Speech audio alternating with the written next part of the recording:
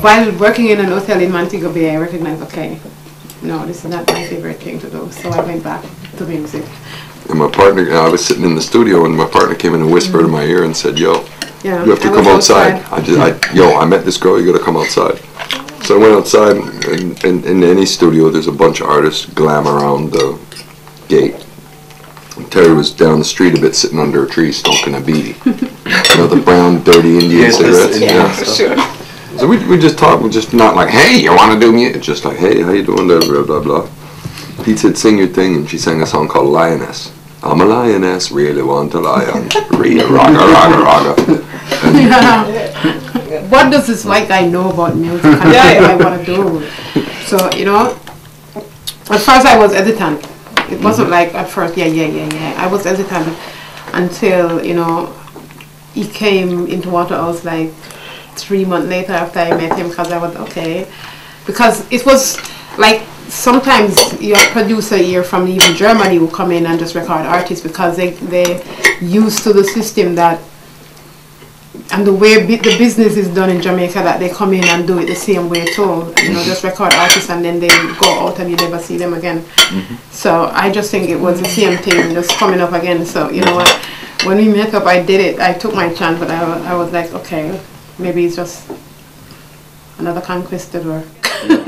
I'm a child of the soil. I was born in the ghetto, where the gangsters roll by and then gunshot echo. One day I said to her, "Terry, have you ever seen a murder in your community?" I was taking my kid to school at one point, and coming through the gate, Joseph was about maybe 3, and I'm I was taking him to kinder school, and then I ate like a firecracker go off, like 3 consistent bang bang, but it sounded to me like a firecracker. Then when I look, I saw a guy fall from the side of a van, and I ran back in with, you know, like, people came out to look what it was, because Jamaicans are very curious. So when I came out back and see the actual, because the guy who did the shooting just ran off. And then I really see the guy there, you know, with his mouth open and his tongue was really wet, so he died. Terry phones me, it's like about 2 or 3 in the morning my time. She says, "I got it." And I said, "What?" And she said, "You in front of the computer?" I said, "Hold on." I went and get in front of the computer, and she sang out "Screaming in the Night," word for word the way it is now. I heard "Screaming in the Night," and it was like, she's like, "Okay, what do we need to change?" I'm like, a murder.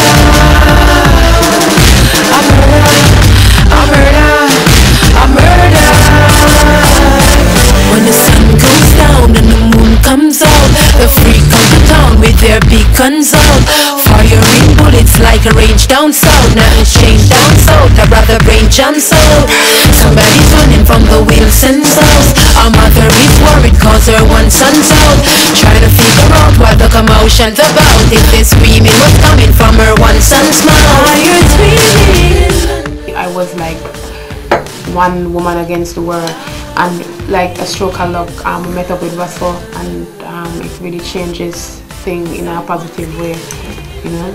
So it was really rigid. You described yourself as a tomboy in your autobiography. Yeah. And because I grew up with so many boys. It's 9 of us, and it's 1, 2, 3. It's at least 10, but it's 9 from my mom. It's 9 from my mom, and my other brother. It's just Jamaica. It was playing marble in the street and challenging them, because if I can't play as good as them, they would laugh like and beat him at it. Beat him at it. Going out the street and just listen to the guys, them just trying to sing some Yellow Man songs, you know, and challenge constantly at it, and that, you know, create a rivalry, constantly challenging a boy and beat him at his game. So from ever since I was like, you did it. It made me feel good. I guess the 2 persons, you know, being male or female doesn't really stop one from doing the work and bringing forward a message. It's just the way how you do it. Alright, new track. One of these days you're gonna be balling, crawling After you put me through a phase, you say you miss your darling, so you're calling. It's like if you make your music, there's a new paradigm with the ability to distribute it for free and the ability to get it to. It shouldn't be every single person that wants to hear your music has to pay you. Hey, are you fucking crazy? Yada yada yada yada. Music is free. Anything that is digital ultimately has to be free. What is joke to you? To me is detrimental. Better if you calm yourself. Alright, go all I'm mental. Gonna give you some advice. It may be sound parental. Get my money from these rhythms. You hear so instrumental. Can't come treat me like a bitch you use for rental. One of these days you're gonna be bawling, crawling.